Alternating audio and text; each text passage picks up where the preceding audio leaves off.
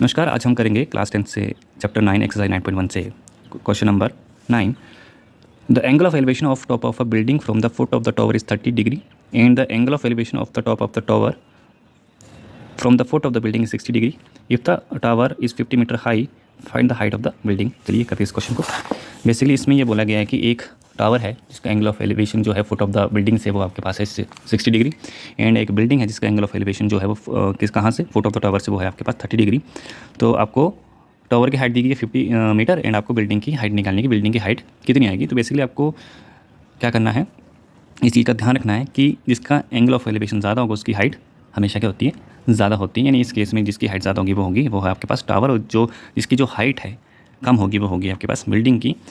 आपको कन्फ्यूज़न ये होना है कि हम जो डायग्राम बना रहे हैं इस क्वेश्चन के लिए, और आपको ये भी ध्यान रखना है कि 9.1 विदाउट डायग्राम अगर आप अटैम्प्ट करते हो बोर्ड के पेपर में तो आपको मार्क्स नहीं मिलेंगे। विदाउट डायग्राम आपका जो क्वेश्चन है वो इनवैलिड माना जाएगा। तो आपको ध्यान रखना है कि हर एक क्वेश्चन के लिए, चाहे जितने भी क्वेश्चन है, कोई भी क्वेश्चन आता है 9.1 से, आपको हमेशा क्या करना है, डायग्राम बना के इस क्वेश्चन को सॉल्व करना है, नहीं तो आपको मार्क्स नहीं मिलेंगे। तो आपको इस चीज़ का ध्यान रखना है। और आपको ये भी चीज़ ध्यान रखना है कि कौन सी, अगर जैसे ये क्वेश्चन है, अब कई बच्चों को पता नहीं लगेगा कि हम टावर को लंबा बनाएं या बिल्डिंग को लंबा बनाएं।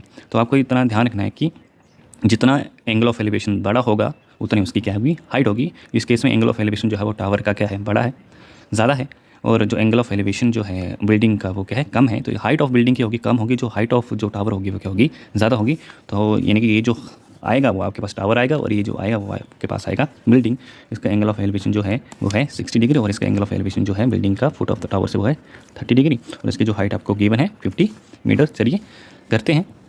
आपको क्या निकालनी है, हाइट निकालनी है बिल्डिंग की। हाइट निकालने से पहले आपको पहले बेस पता होना चाहिए कि बेस कितना है, तब जाके आप क्या कर सकते हो, आप हाइट ऑफ द बिल्डिंग निकाल सकते हो। तो चलिए शुरू करते हैं। पहले from triangle ABC tan theta ABC tan theta is equal to perpendicular upon में बेस, और जो थीटा है वो आपके पास है 60 डिग्री, और जो परपेंडिकुलर है वो आपके पास है BC, और जो बेस है वो आपके पास है AB। तो यह जगह आपके पास tan 60 की जो वैल्यू होती है √3 इज इक्वल टू BC जो है आपके पास 50 मीटर है, और जो बेस है वो आपके पास है AB को ऐसे लेके चले जाएंगे तो आ जाएगा आपके पास √3 AB is equal to 50 metre, और यहाँ पे AB जो आ जाएगा वो आ जाएगा आपके पास 50 मीटर अपॉन में √3, यानी कि जो बेस आएगा वो आएगा 50 मीटर अपॉन में √3। हम करेंगे अगेन फ्रॉम ट्राइंगल। इस बार का जो ट्राइंगल है वो आपके पास ABD सॉरी। तो इसमें हम जैसे tan थीटा का यूज़ करेंगे, tan theta is equal to P upon में B। इस केस में जो एंगल ऑफ एलिवेशन है वो आपके पास 30 डिग्री है, tan 30 इज इक्वल टू जो इसमें जो परपेंडिकुलर है वो AD है, और जो बेस है वो आपके पास है AB, बेस सेम रहेगा। tan 30 की वैल्यू होती है आपके पास 1 अपॉन में √3, 1 अपॉन में √3 इज इक्वल टू AD का AD रहने दीजिए, और आपके पास ये आ जाएगा 50 √3, क्योंकि AB की वैल्यू कितनी है आपके पास 50 √3। बेसिकली आपको इसको क्रॉस मल्टीप्लाई कर देना, इसको इसके साथ, इसको इसके साथ, तो ये जाएगा आपके पास 50 √3 इज इक्वल टू AB √3। अब आपको क्या करना है, जो √3 है वो इसको नीचे लेके चले जाइए, वो आ जाएगा आपके पास,